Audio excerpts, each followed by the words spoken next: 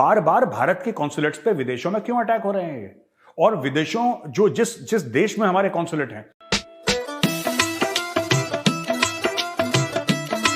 Hello दोस्तों, सत श्री अकाल, नमस्ते, अस्सलाम वालेकुम। उम्मीद है आप सब ठीक होंगे। मेरा नाम है अबूदर गिल और आज हम अमृतपाल के बारे में बात करने जा रहे हैं। मेरा मतलब है कि खालिस्तान के रिलेटेड मेजर गौरव आर्या की ये वीडियो है और इंडिया की एजेंसी है NSA, वो इनके खिलाफ तहकीकात करना स्टार्ट हो गई है, या फिर इंडिया को अमृतपाल के ऊपर क्या युवाप्पा लग सकता है कि वो अब इस वक्त कहाँ है, मतलब कि उनको गिरफ्तार किया है, पुलिस ने किया है, किस स्टेट की पुलिस ने किया है, और आप इसके बारे में क्या सोचते हैं, इंडिया के पूरे लोग इसके बारे में क्या सोचते हैं, तो आप सब नीचे कमेंट करके बताइएगा। वीडियो हम कंप्लीट देखेंगे और लास्ट पर फिर अपना रिएक्शन देंगे। तो चलिए वीडियो देख लेते हैं कि मेजर गौरव आर्या साहब इसके बारे में क्या कहते हैं। तो चलिए स्टार्ट करते हैं। जय हिंद दोस्तों, मैं हूं मेजर गौरव आर्या और आप देख रहे हैं द चाणक्य डायलॉग्स। इस वीडियो को लाइक करिए, हमारे चैनल को सब्सक्राइब करिए और बेल आइकन दबाना बिल्कुल भी मत भूलिएगा। खासतौर से वो दोस्त जो हमारे वीडियो देखते तो हैं लेकिन सब्सक्राइब नहीं करते, प्लीज आप सब्सक्राइब करिए। दोस्तों, ये जो अमृतपाल सिंह का मामला है, हम लगातार 2-3 दिन से इसी का कवरेज कर रहे हैं और इसी की खबरें मैं आपके पास लेकर आ रहा हूं। यह मामला और से और पेचीदा होता चला जा रहा है। मैंने बहुत पहले बोल दिया था कि मामला विदेशों में फैलेगा। यूके के बाद सैन फ्रांसिस्को में हमारे कॉन्सुलेट के ऊपर अटैक हुआ, वहां पे खिड़कियां तोड़ी गई, तिरंगे के साथ बेगुरुबंदी करी गई, the flag was desecrated in UK. अच्छा, ये पहली बार नहीं हो रहा यूके में। मैं इस मामले में बाद में दोबारा आऊंगा, लेकिन मैं कहना चाह रहा हूं कि पहली बार नहीं हो रहा यूके में। लंदन में 2019 जब 370-35 से हटा था, तब पाकिस्तानी वहां पे घुस आए थे और वहां के शीशे तोड़े थे। मैं बाद में आऊंगा। पहले 2-3 खबरें अमृतपाल सिंह को लेकर, इसके अंकल को जो इसका चाचा है और बाकी इसके जो समर्थक हैं, इनको भेज दिया डिब्रूगढ़, आसाम। और यही चीज मैं कहता चला आ रहा हूं पिछले 2-3 दिन से, इनको पंजाब में रखो ही मत, इनको पंजाब में मत रखो। और अगर 30-40 पकड़ में आए हैं ना, तो एक बंदे को एक जेल में रखो। एक डिब्रूगढ़ जेल में है, एक को बोलो बेटा तुम नागालैंड के जेल में हो, एक किसी को बोलो कि तुम तमिलनाडु कहीं और के जेल में हो, कोई कहीं के जेल में है। इनको he should be the only person in that jail from that part where he was arrested, जहां से उसको अरेस्ट करा गया है पंजाब से। वो अकेला बंदा वहां का होना चाहिए उस जेल में। Complete and total mental and psychological isolation की मैं बात कर रहा हूं दोस्तों। तो इसमें पड़ गया है इनके ऊपर नेशनल सिक्योरिटी एक्ट। तो नेशनल सिक्योरिटी एक्ट बड़ा भारी होता है, ठीक है। यानी कि नेशनल सिक्योरिटी एक्ट के अंदर आप किसी भी, मतलब भारत में किसी भी जेल में किसी को पकड़ के डाल सकते हैं। सरकार के पास इतनी पावर है। और एनएसए में फंस गया आदमी, एनएसए में फंस गया तो बेटा फिर बहुत लंबी चक्री है इनकी।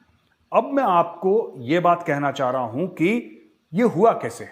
दोस्तों, जो विश्वसनीय सूत्र हैं दिल्ली में, इन्होंने यह बताया है कि एक मीटिंग हुई दिल्ली में, जिसके बारे में मीडिया में कोई चर्चा नहीं हुई और इसके बारे में मेरे पास भी कोई सबूत नहीं है।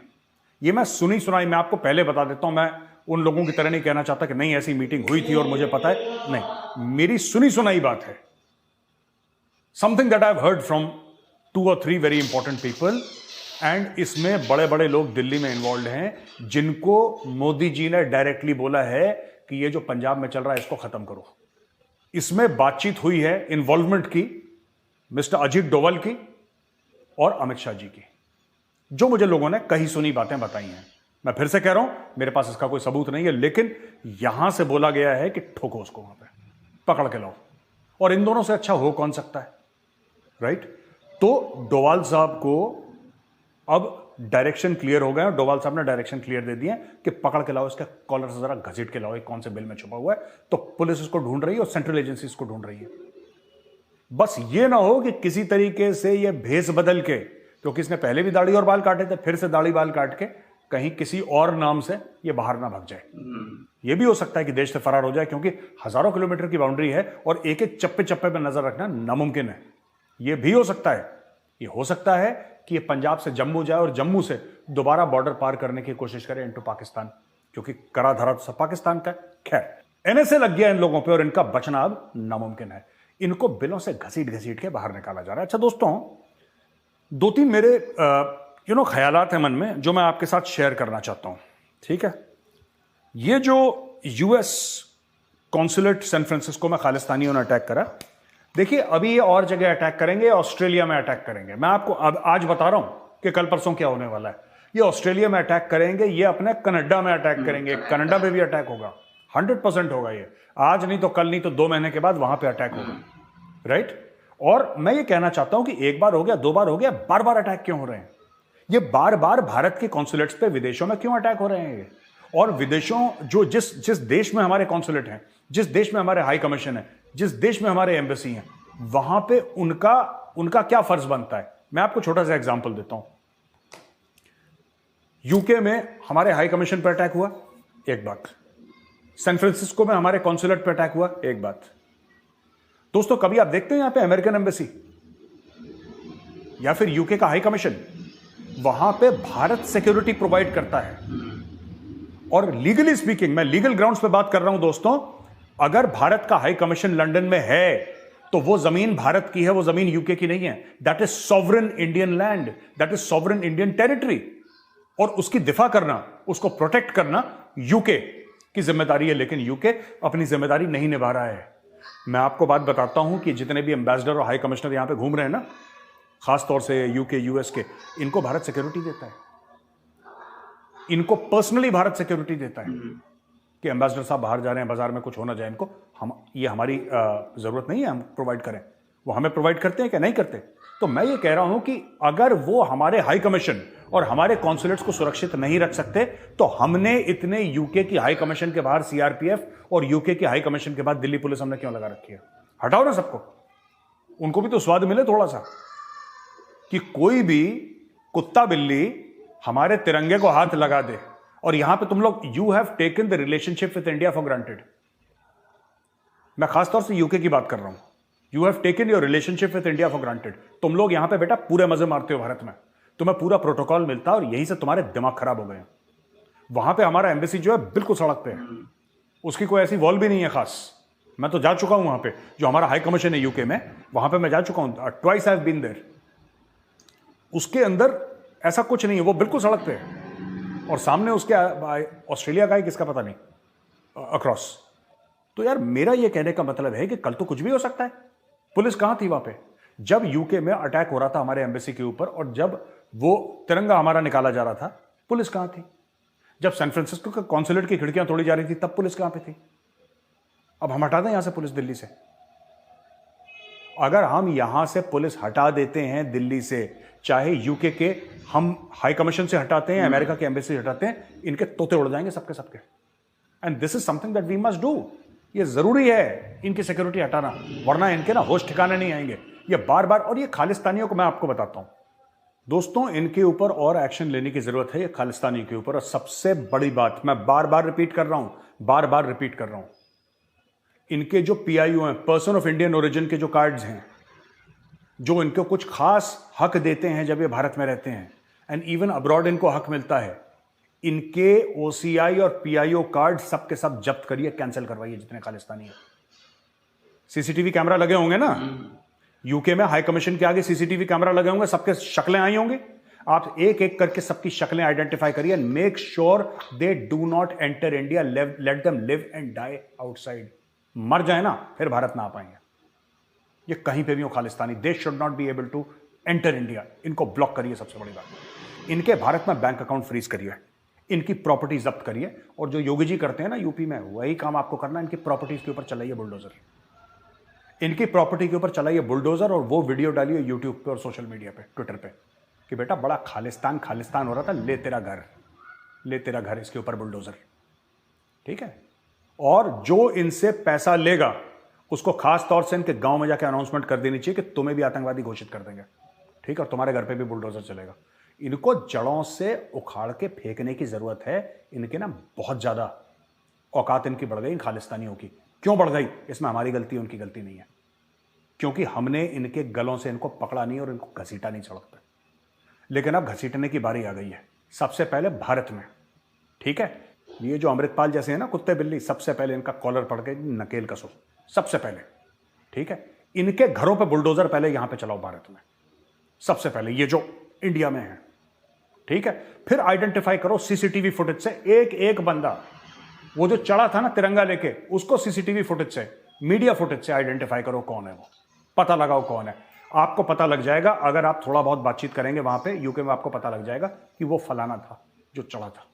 उसका घर ढूंढो कहां है और उसके घर के ऊपर बुलडोजर फेरो, क्योंकि ये पक्का पैसे भेजता होगा वहां से बाहर से अंदर रेमिटेंस भेजता होगा। इसके घर में बुलडोजर फेरो। मैं बता रहा हूं, इनके जब घर टूटेंगे, जब इनके पीआईओ ओसीआई कार्ड जब्त होंगे, जब इंडिया में आना इनका बिल्कुल ब्लॉक हो जाएगा, राइट, और इनके रिश्तेदारों को यह बता दिया जाएगा पुलिस से कि अगर तुम बाहर गए और तुम इनसे मिले तो बेटा वापस आने की जहमत मत करना देश में, फिर तुम गद्दार हो। और इनसे बोलो कि वहीं पर मरो, वहीं पे तुम गढ़ो जलो, तुम्हें जो करना है करो, you are out of this country forever. तुम हमारे दिल और हमारे दिमाग से उतर चुके हो, अब तुम जीते हो मरते हो, हमें 2 रुपए का फर्क नहीं। This is the kind of attitude you must have. तभी इन पे नकेल। ये हम लोगों ने बहुत ज्यादा इग्नोर कर दिया। और मैं पूछना चाहता हूं पॉलिटिकल पार्टी से, कौन सा चुनाव जीतना चाहते हो यार तुम पंजाब में? देश बड़ा है कि तुम्हारी ये 2-2 टके की तुम्हारी पॉलिटिकल पार्टी ये ज्यादा इंपॉर्टेंट है? और मैं भगवंत मान जी से पूछना चाहता हूं, sir you are the honourable chief minister of Punjab, where is your statement? आपका स्टेटमेंट कहां है? आप सीएम हैं, आप आइए टेलीविजन के सामने। वैसे आप दुनिया भर के स्टेटमेंट देते रहते हैं, वहां पे गया मैं, वहां पे गया, वहां पे गया। अब आओ ना सामने। क्यों डर लग रहा है आपको? क्यों डर लग रहा है कि पंजाब में जो रेडिकल वोट्स हैं वो कम हो जाएंगे, आप दोबारा मुख्यमंत्री नहीं बन पाएंगे? यह है देश की इज्जत आपके दिल में। आइए सामने और बोलिए सबके सामने। पकड़ो इनको, डालो जेल में, ठोको इनको पकड़ पकड़ के। ये जो है, इन्होंने अजनाला के पुलिस स्टेशन पर अटैक करा है। इनके ऊपर ट्रीजन का केस बनना चाहिए, गद्दारी का मुकदमा चलना चाहिए इनके ऊपर। और मैं ये चाहता हूं कि अब ये चले गए ना जेल, अब ये चले गए, ये अमृतपाल के जितने भी दोस्त हैं, जितने भी रिश्तेदार जो उसका साथ दे रहे थे, मैं सारे रिश्तेदारों की बात नहीं कर रहा क्योंकि रिश्तेदारों की गलती नहीं होती, लेकिन इसके जितने भी साथी हैं, एक बार ये जेल गए, ये फिर जेल से इनकी डेड बॉडी, इनकी लाशें निकलनी चाहिए, जिंदा जेल से ना निकले। इनके ऊपर इतने मुकदमे डालो, इतने मुकदमे डालो। इनके ना मुंह के अंदर, हलक के अंदर हाथ डाल के पेट से खालिस्तान निकालना पड़ेगा। और मोदी जी ने 2 अपने खासुल खास लोग इस काम पे लगा दिए, वही करेंगे ये काम, क्योंकि उनको आता भी है और एक्सपीरियंस भी है। मैं आपको बता रहा हूं, ये चीज इतनी खतरनाक है, ये और फैलाने की कोशिश करेंगे।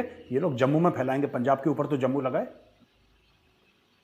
पंजाब के ऊपर जम्मू लगाए, जम्मू में फैलाएंगे, और जम्मू के साथ लगाए Kashmir. Kashmir, Jammu, Jammu and Kashmir are the same, but मैं ज्योग्राफिकली आपको बता रहा हूं, north of Pir Panjal, south of Pir Panjal and lower on to Punjab and then to Haryana, फिर दिल्ली है आपका। आप समझ रहे हैं मेरी बात? मैं आपको क्या बता रहा हूं? कश्मीर, जम्मू, पंजाब, हरियाणा, दिल्ली। ये जो है ना वायरस पंजाब दे, ये वायरस पंजाब दे इस तरीके से फैल रहे हैं, and they have to be controlled, they have to be crushed. इनको कुचलना बहुत जरूरी है। ये एक British Labour MP, member of parliament है, ठीक है, सांसद है, तमनजीत सिंह देसी। तमनजीत सिंह देसी कहता है जी मेरा दिल बड़ा टूट गया है, very worrying reports coming from India of the imposition of an internet blackout in Punjab state with mass arrest and restrictions on gatherings, praying that the tense situation is soon resolved and that human rights of all are respected. यार एक बात बताओ तमनजीत सिंह देसी, तुमने अपना फैसला कर लिया, तुम लंदन चले गए, ठीक है, तुमने अपना फैसला कर लिया, अच्छी बात है, कोई बात नहीं, हम रिस्पेक्ट करते हैं आपकी। आपने अपना फैसला कर दिया, आप लंदन में बैठे हो, यहां के बारे में क्यों ज्ञान दे रहे हो यार? तुम्हारा क्या लेना देना है? Human rights of all must be respected.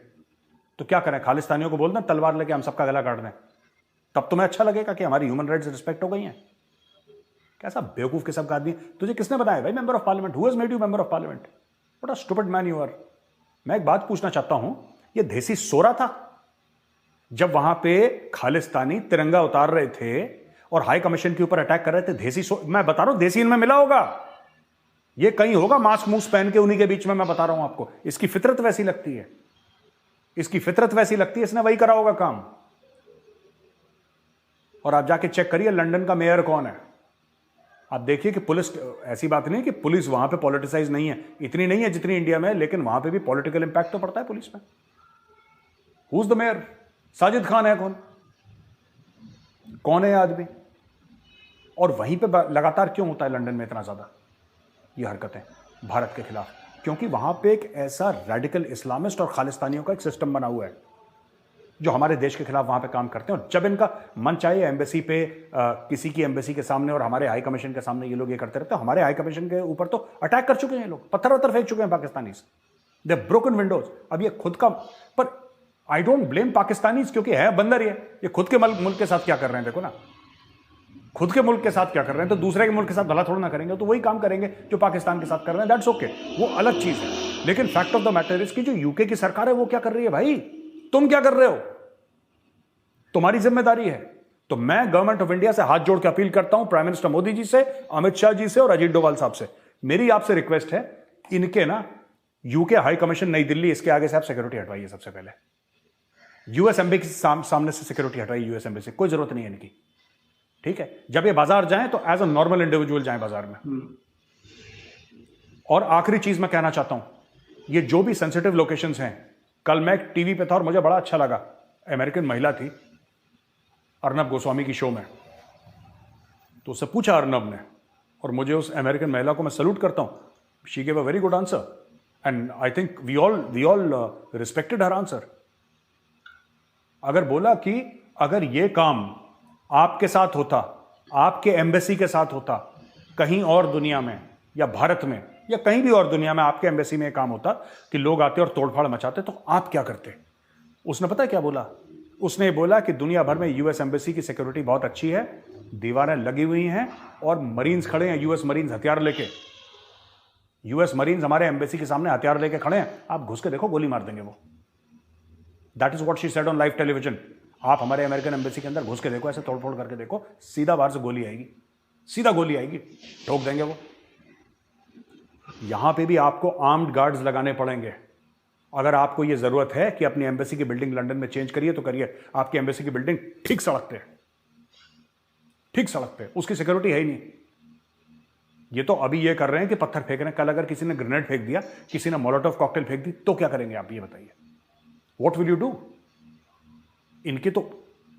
इनके जो हौसले हैं तो बढ़ेंगे अभी और, क्योंकि हमारी तरफ से कोई रिस्पॉन्स नहीं किया, और अंग्रेज तो वैसे ही हैं वहां पे बैठे हैं चुपचाप।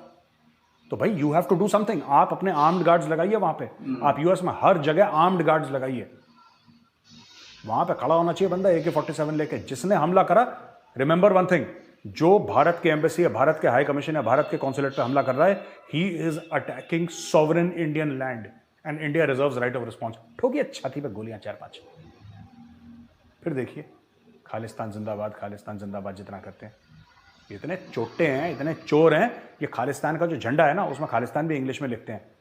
क्यों? क्योंकि चाहते हैं गोरा पढ़े, क्योंकि अगर ये गुरमुखी में लिखेंगे, हिंदी में लिखेंगे, तो गोरा थोड़ा ना पढ़ पाएगा, गोरे को समझ में नहीं आएगा। ये हर समय आप देखिएगा खालिस्तान, हर जगह खालिस्तान इंग्लिश में लिखा हुआ है।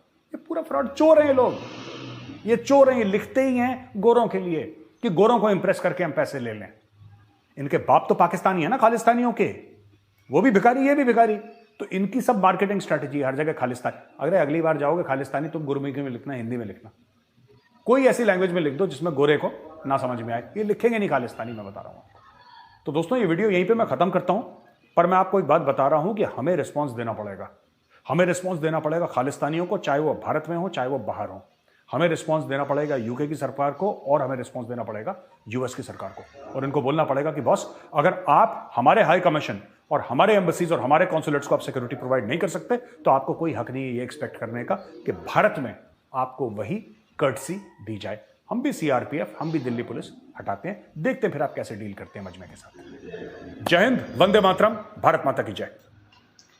तो दोस्तों, आज की इस वीडियो को बनाने का खास मकसद आपको मतलब कि खालिस्तान वाले मामले से मतलब कि रिलेटेड बताना, या फिर खुद भी इस चीज़ को नॉलेज या इसके बारे में जानना था कि मेजर गौरव वारियर साहब ने एक्सप्लेन किया कि कैसे मतलब कि NSA जो इंडिया की एक एजेंसी है, नेशनल सिक्योरिटी एजेंसी, तो वो कैसे अब अमृतपाल के ऊपर या फिर इनको पकड़ के कहाँ कहाँ पे उनको शिफ्ट कर दिया। तो जब इनके ऊपर, इनके पीछे पुलिस लगी थी, पंजाब पुलिस या फिर और भी कई स्टेट की पुलिस, तो क्योंकि हमने तो ये वीडियोस में ही देखा, मुझे इस चीज़ की रियलिटी नहीं पता कि वो क्या है उसके बारे में।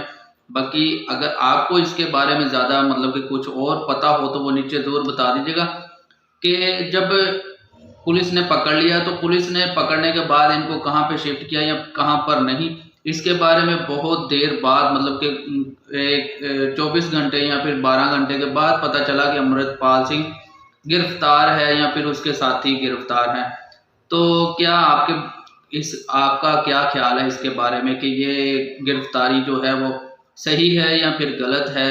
अगर सही है तो किस बुनियाद के ऊपर, और अगर गलत है तो किस बुनियाद के ऊपर? तो खालिस्तान का मामला तो जैसे बहुत सारी पहले भी वीडियोस आती रहती हैं, या फिर पाकिस्तान के ऊपर इसका इल्ज़ाम लगता है कि पाकिस्तान जो है वो खालिस्तान को सपोर्ट करता है। तो भाई, आप दूसरी कंट्री के ऊपर इल्ज़ाम लगाने से पहले या तो कुछ एविडेंस होने चाहिए ऐसे, जो मीडिया में रखने चाहिए, या फिर वीडियो बनाने वाले को भी दिखाना चाहिए। जैसे मेजो गरवारी अभी बहुत सारी वीडियोस 2-3 पहले भी बना चुके हैं, और अभी एक ये वाली वीडियो के ऊपर जिसके ऊपर हमने रिएक्शन दिया है, तो इसमें भी उनको एविडेंस देने चाहिए खालिस्तान के रिलेटेड, पाकिस्तान की एजेंसी या फिर पाकिस्तान उसमें शामिल हो। तो बाकी खालिस्तान का क्या मामला है कि दोनों तरफ की ही बात करनी चाहिए कि जब इंडिया पाकिस्तान की डिवीज़न हो रही थी, तो तब जब पंजाबी जो इंडिया वाले पंजाब के रहने वाले लोग हैं, उनसे एक डील की गई थी कि आप अगर इंडिया के साथ रहते हैं तो आपको पंजाब एक आज़ाद स्टेट के तौर पर दिया जाएगा, जहाँ पर आप अपने मुताबिक उसको चला सकते हैं, या फिर ऐसा करके कुछ था। तो जब उन्होंने पंजाब अलहदा एक आज़ाद हैसियत में मांगा, तो मिस्टर नेहरू साहब ने कहा कि आपको वो ये नहीं मिलेगा पंजाब, मतलब कि वो इंडियन कॉन्स्टिट्यूशन के अंडर आएगा। बट ये इंडिया के पंजाब के रहने वाले लोग या जो सिख लोग हैं, वो कहते हैं कि जब इंडिया का कॉन्स्टिट्यूशन बना है तो उसमें सिखों के सिग्नेचर नहीं थे, या फिर सिखों की सहमति से वो नहीं बने, और उस कॉन्स्टिट्यूशन में सिखों को हिंदुओं की ही मतलब कि एक कहा गया कि ये हिंदू ही हैं। तो मतलब कि उनको एक सोवरेनिटी एक नहीं मिली, या फिर उनको एक आइडेंटिटी नहीं मिली कि वो एक सिख हैं, उनका मज़हब अलग है और उनका मतलब कल्चर या फिर सब कुछ उनका अलग है। तो उसके बाद 1984 में एक होता है कि जिसको सिख कम्युनिटी कहती है कि 84 में दंगे फसाद हुए, तो उसमें जो है ना कत्लो गारत भी हुई, सिख नौजवानों को भी पकड़ा दगड़ा गया। फिर जैसे मतलब कि पुलिस पकड़ती है जो भी इन्वॉल्व होता है, तो फिर पकड़ दगड़ के बाद बहुत सारी मतलब कि कत्लो गारत हुई। तब बस हमने तो ये सोशल मीडिया पे या फिर वीडियोस वगैरह में देखा है, हमें तो इसके बारे में रियलिटी नहीं मालूम कि उस वक्त में क्या होगा, क्योंकि हमारी पैदाइश तब नहीं थी। हम तो 1999 या 1998 में मेरी पैदाइश है, तो तब उससे पहले कई साल वो गुजर चुकी थी। तो उसके बाद तहकीकात हुई नहीं, मतलब कि ना ही उसके बारे में उनको कोई इंसाफ, अगर किसी को इंसाफ मिले तो कोई भी किसी का भी दिल नहीं करता कि वो अपनी ही कंट्री के खिलाफ स्टैंड ले या फिर अपनी कंट्री के बारे में गलत बोले। तो कंट्री के बारे में तब या फिर बगावत तब होती है कि जब हम लोगों के साथ इंसाफ नहीं करते। सेम सिचुएशन पाकिस्तान में भी है कि पाकिस्तान की हुकूमत या फिर अदारे जो है वो बलूचिस्तान के साथ इंसाफ नहीं करते। तो इंसाफ ना करने की वजह से एक कम्युनिटी में जो है ना एहसास कमतरी पैदा होती है। फिर वो जो बगावत का झंडा उसको बुलंद करता है और फिर अपनी आवाज़ उठाने की कोशिश करता है। अगर कोई आवाज़ नहीं सुनता तो फिर वो हथियार भी उठा लेता है।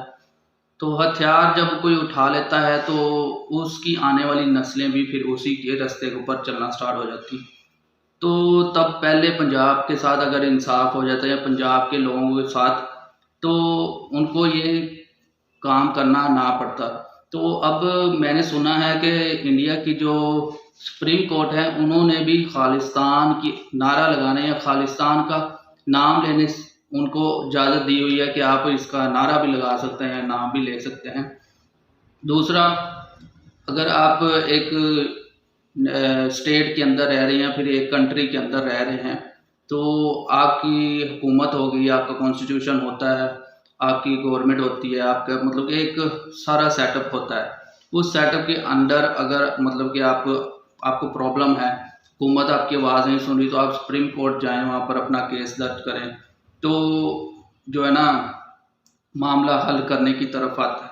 मगर जब देखते हैं कि सिख कम्युनिटी वो कहती है कि जब हिंदू ये नारा लगाते हैं कि हिंदुस्तान बनेगा हिंदू राष्ट्र, तब तो आप उनको कुछ नहीं कहते।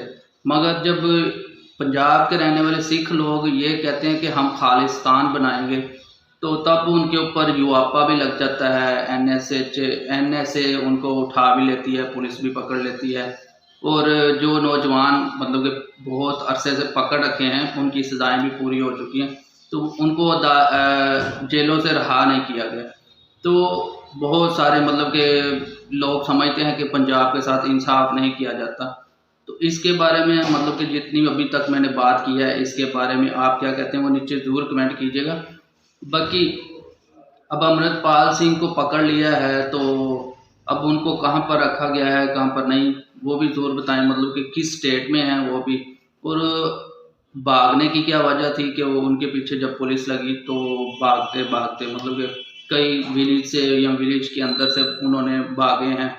तो जब पकड़े जा चुके हैं, अब उनको उधर आना चाहिए, अदालत में पेश करना चाहिए। अदालत ही मतलब कि इंसाफ, अगर सारे काम हुकूमत करना स्टार्ट कर देगी तो फिर लोग समझते हैं कि उनके साथ इंसाफ ही नहीं हो रही।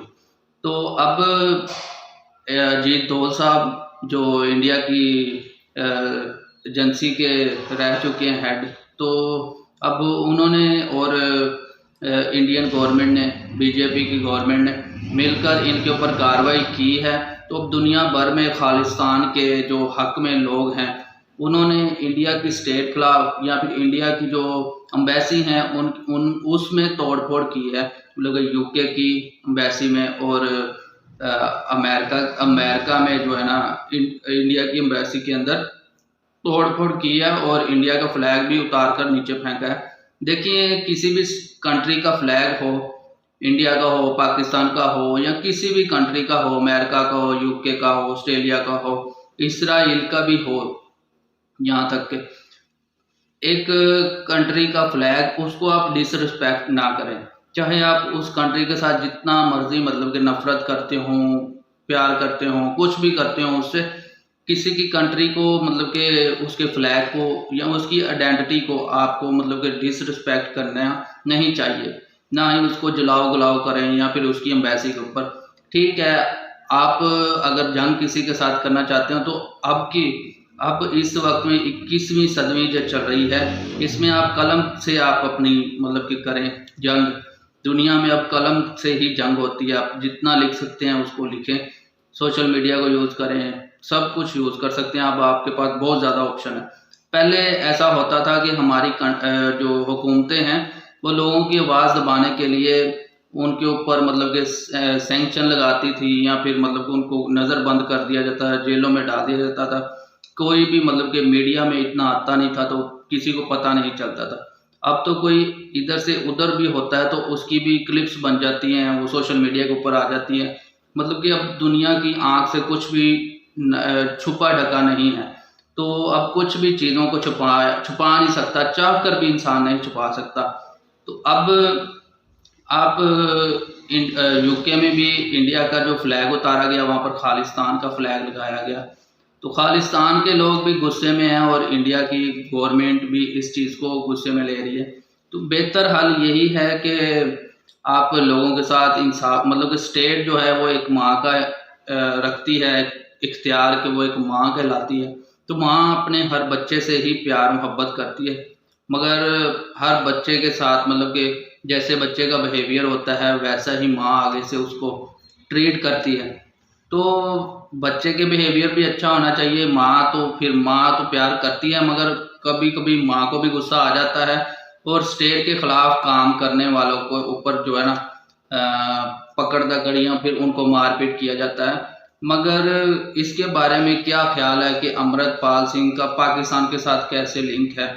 तो पाकिस्तान के साथ मुझे नहीं लगता कि उसका पाकिस्तान के साथ कोई लिंक होगा, या फिर उस पाकिस्तान की एजेंसी उसके पीछे होगी। बाकी अभी मेजर गौरवालिया साहब खालिस्तान के या पंजाब के लोगों को मतलब कि एक अजीब से लफ्ज़ से बुलाया, मतलब कि कुत्ते के लफ्ज़ से या फिर ऐसे करके उन्होंने उनको जो है ना बुलाया। क्या ये भी अच्छी मतलब कि अच्छी चीज़ नहीं है कि अगर हम किसी भी कौम को या फिर उस नस्ल को उसको बोलते हैं कि हम मतलब कि ये कुत्ता है या फलां है, तो इससे तो एक लोगों में गुस्सा बढ़ता है। गुस्से को कंट्रोल नहीं किया जाता, अगर इंसान गुस्से में बहुत मतलब कि कुछ गलत भी कर जाता है, तो बेहतर यही है कि विजय गोरवारिया को भी थोड़ा सा कंट्रोल करना चाहिए और दूसरे लोगों को भी। बाकी आपका क्या ख्याल है कि अमृतपाल सिंह ने इंडिया में आकर ये जो नशे वाले काम, छुड़वाने वाले काम लोगों से मतलब कि उनको बोला है कि तुम सिक्खी की तरफ आओ, नशे छोड़ो, ये वाले काम की बुनियाद के ऊपर उसको रिहा कर देना चाहिए, या फिर वो एक कौम का एक मतलब कि योद्धा उसको लोग समझते हैं, सिख लोग उसको योद्धा समझते हैं। तो इसके बारे में क्या ख्याल है आपका? खालिस्तान के बारे में, क्या इंडिया में खालिस्तान की कोई बुनियाद हो सकती है, बन सकता है? इंडिया में कितने लोग पंजाब के रहने वाले या पंजाब से बाहर इस चीज़ को एक्सेप्ट करते हैं कि सिखिज़्म या सिख लोगों का जो है ये जो डिमांड है खालिस्तान की, ये सही है या फिर गलत है? तो आप नीचे ज़रूर कमेंट करके बताइएगा। बाकी मेजर गोरवारिया की वीडियोज़ आपको कैसी लगती है वो भी नीचे ज़रूर कमेंट करके बताइएगा। तो मिलते हैं नेक्स्ट वीडियो में, तब तक के लिए आप सब अपना ख्याल रखें।